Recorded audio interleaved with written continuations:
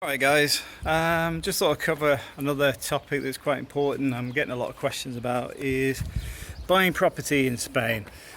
Now, predominantly a lot of you guys are going to be buying on the coast, without a doubt, because a lot of you guys are actually looking at retiring here. So it's more going to be based on people over 55, a bit like the community group here. Because if you're younger, I'd recommend renting.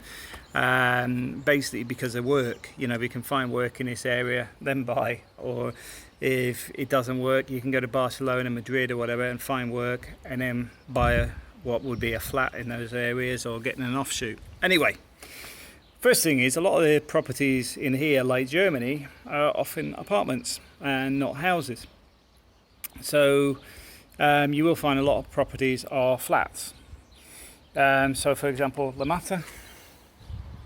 Tell me where the nearest house is, because I don't actually know. They're all apartments. You have duplexes, which is two apartments, one on top of the other, but really we don't have that many houses unless you actually go over the hill and start getting into, they still call it La Mata, but you're looking off into the distance where those big flats are over there, that sort of area, but over this side of the hill. Nearer the Torrevieja sports complex.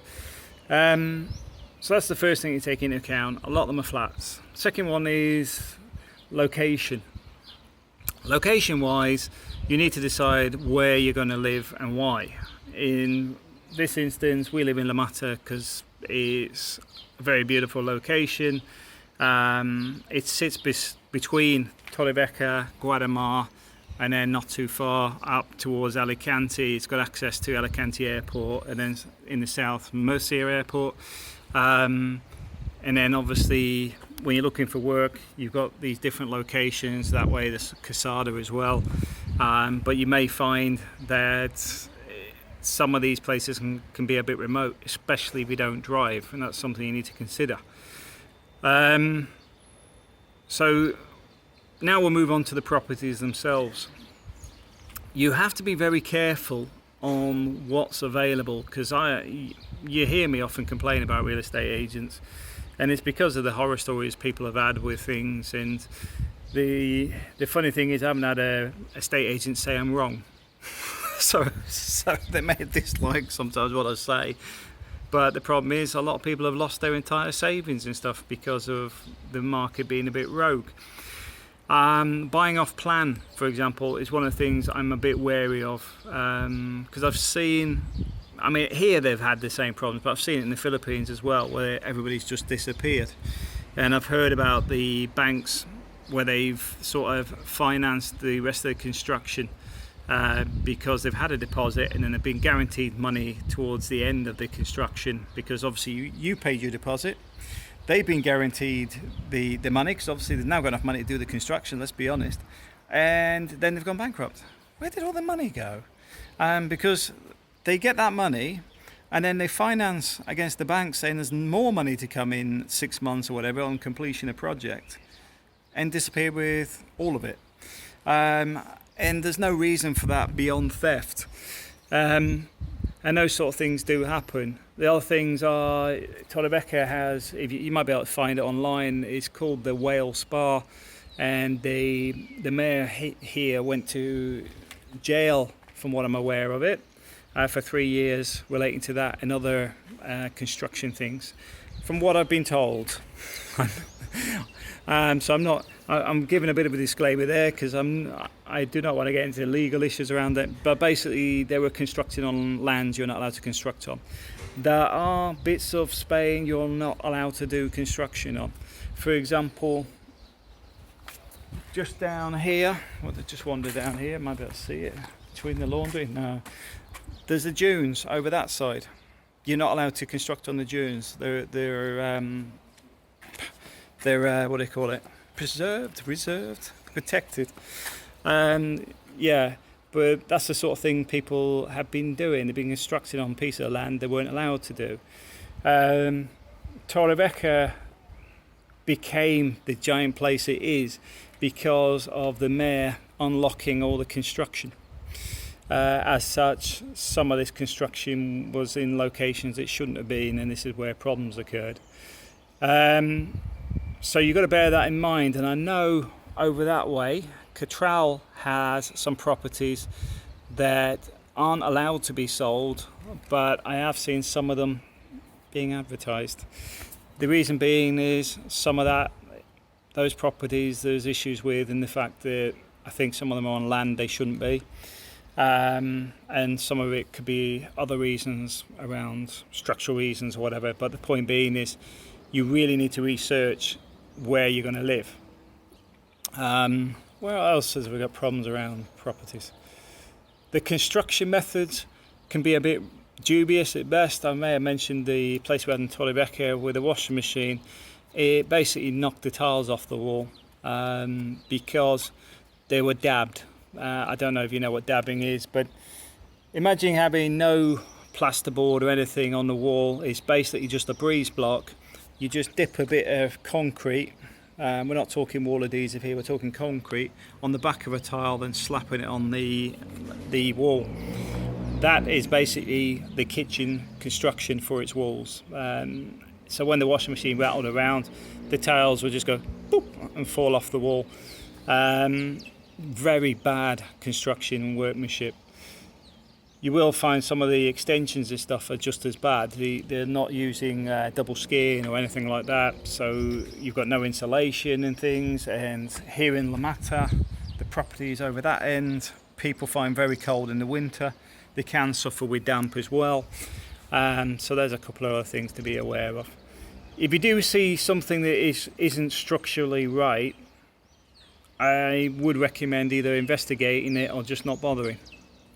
For example, if you've got cracks down the wall, you need to identify how big it is. If they've repaired it, if it's patch repaired, I would be a bit, depending how bad it is.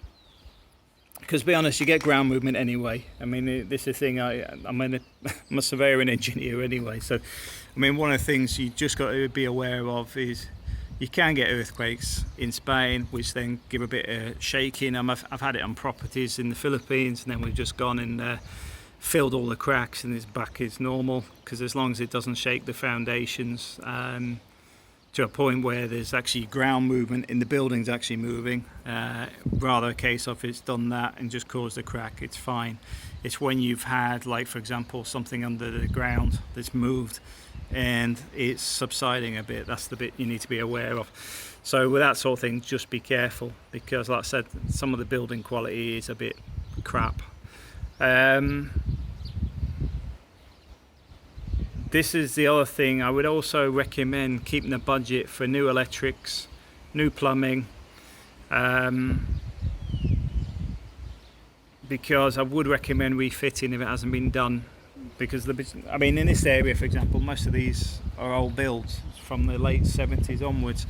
So a lot of these have still got the old plugs and things in them sometimes. The reality is those should have been changed already. The distribution board's wrong, the sockets are wrong, the plumbing is going to be on its last legs because it's already done its lifetime. And it's much better to rip it out and replace when a property is your new property and refit it all for the next 25 years than getting a leak in and saying, right, we've got to take all your nice new tiles off the wall and refit it all. So that's something to take into account. And the good thing is, you will hear people say this, and I think it's not far off the truth, the cost of labour is about 50% here to what you'd be paying in the UK. So the labour costs are cheaper to get the work done. And we can actually do it for you. That's the thing. We can sort the plumbing out, we can sort the electrics out, can fit new aircon or whatever you need. And like I said, if you're buying something, it's worth doing it when it's new, rather than wait until the old one breaks, and you may actually find you have to do more work than you thought. You know, you may think, oh, I'll just change the air conditioning unit. And like it's, you know, and then you go, okay, well, the pipe work needs changing because it's on R22, the old types of gas. The units will need changing, so we've got to take the old units down, move all the pipe works, different size, and start again, and the electrics aren't up to any specified standard, so we'll actually have to change the electrics as well and upgrade your distribution board to take in the new capacity. And you're thinking, Matt, you're too fussy, aren't you? It's not that I don't want any problems, and I want it to be, it doesn't cost that much more to do it right. That's what frustrates me when people do this stuff, because when I look at air conditioning, the majority of them don't have an isolation switch next to them. And the reason you have an isolation switch is because when you're working on it, you don't want somebody in the kitchen suddenly going, why is that one off on the distribution board, and flicking it on. If you have an isolation switch next to it, which costs £16, you can switch it off right next to it. And it doesn't matter if it kills one or two or whatever. The point is, it gives you an isolation switch next to it, so it doesn't cut your fingers off in the fan blades. It's just those little things I like. It's called safety. So just bear that in mind. Insulation is something people overlook. Most of the properties here, especially the older ones, don't have any. So they do get cold in the winter. There's no DPMs on a lot of properties, if not the majority. So damp-proof membranes mean there's a chance of damp in the winter. Which, if you're on a first floor flat or whatever, shouldn't really be a problem. It's going to be the ground floor ones that suffer with it. It's just these little bits and pieces you've got to keep an eye on. Community charge fees vary, so get an idea of what the fees are.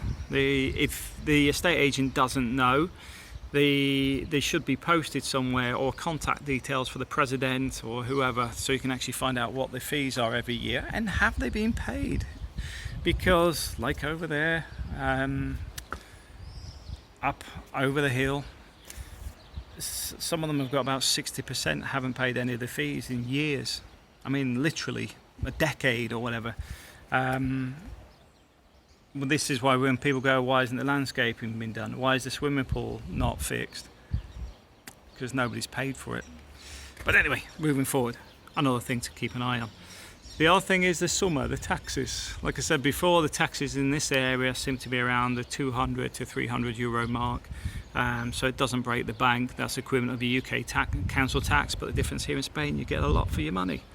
They empty these things called bins, and the and things just seem to function. So yeah, that's something to be aware of. Now, getting onto the purchasing side, I recommend doing some research and getting yourself a decent lawyer. A lot of people do everything through a real estate agent, and if you go with a notable one, if you're not sure, ask around, but also you can check on the consulate website, because rogue ones will be noted on there. But at the same time, personally, I do recommend getting your own solicitor, but make sure it's somebody that actually does their job. There's been a couple of people I know have had problems with solicitors that are quite simply, for whatever reason, just not pulling their finger out. They seem to be taking forever to do simple tasks. And I do find that with some things like accountants, that could be the same. But just bear in mind that you need to make sure everything's above board. Make sure the taxes are up to date. Make sure there's nothing hidden in there, like there's another owner or something. This is why you need to do your searches and stuff to make sure that you can purchase the property. Make sure there's nothing financed against the property. There could be a problem later. You want to make sure it's 100% going to be yours, and the owner is the person you're signing with. All this stuff that seems very straightforward, but often creates problems. And there's been enough stuff in the media about it, and I've seen it in the Philippines where somebody's bought a property to have the brother-in-law or whatever, the last person who sold it, turn up and say, hey, what are you doing on my land? Just got to be careful. The rogue stuff hasn't disappeared, but I would say is avoidable. There's enough good people around to make sure that the property you buy is going to be right, the good paperwork's going to be right, and you're not going to have too many headaches. Weather, is another factor. I've mentioned about the damp, I've mentioned about the cold in the winter, depending where you are, and the lack of insulation in a lot of properties, as well as heating, because check if your aircon's actually got heat mode as well. But the other thing is flooding. In La Mata, we don't really suffer with it. We seem to have strong enough drainage, but it seems to damage the beach, but we don't have any proper problems on the property. There are areas in Torrevieja, like where we were living in Torrevieja, gets really badly flooded, and it was quite good that we moved back here, because it's one of the areas a lot of people put on the internet, which was literally our street, because it flooded really bad. But even when we were there, you'd only need like an hour's worth of rain and the street was nearly a foot in water. So bear that in mind, because some of the problems you'll get is around infrastructure. Buying in these sort of areas, not really a problem, in the sense that this has been here since 78 onwards, I suppose. A lot of this, the new builds, don't get me on about the La Mata fishing village, that's long before then, but I'm on about from the commercial point of view of tourism. So we don't really have that problem here, but other areas can have some major issues. This is why living in an apartment can be beneficial. Living on a piece of flat land, take into account that you may get flooding and it may flood your house.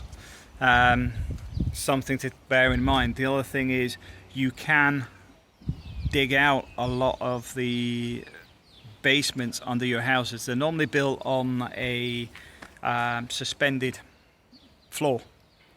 So they're on like stilts with a suspended floor across the top.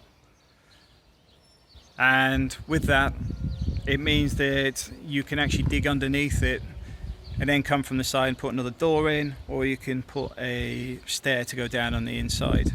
A friend of mine's put another apartment underneath his house that he rents out. But the point being is you can actually extend in there. You're supposed to have a permit and stuff, but I know a lot of people do it and just keep it very quiet that they've got anybody down there. For example, it's not so obvious there's windows and things like that, so that if anybody ever bothered looking, they wouldn't really see into it. And I suppose that's the main things to be aware of. If there's any other questions, please feel free to add them below. Thanks for watching.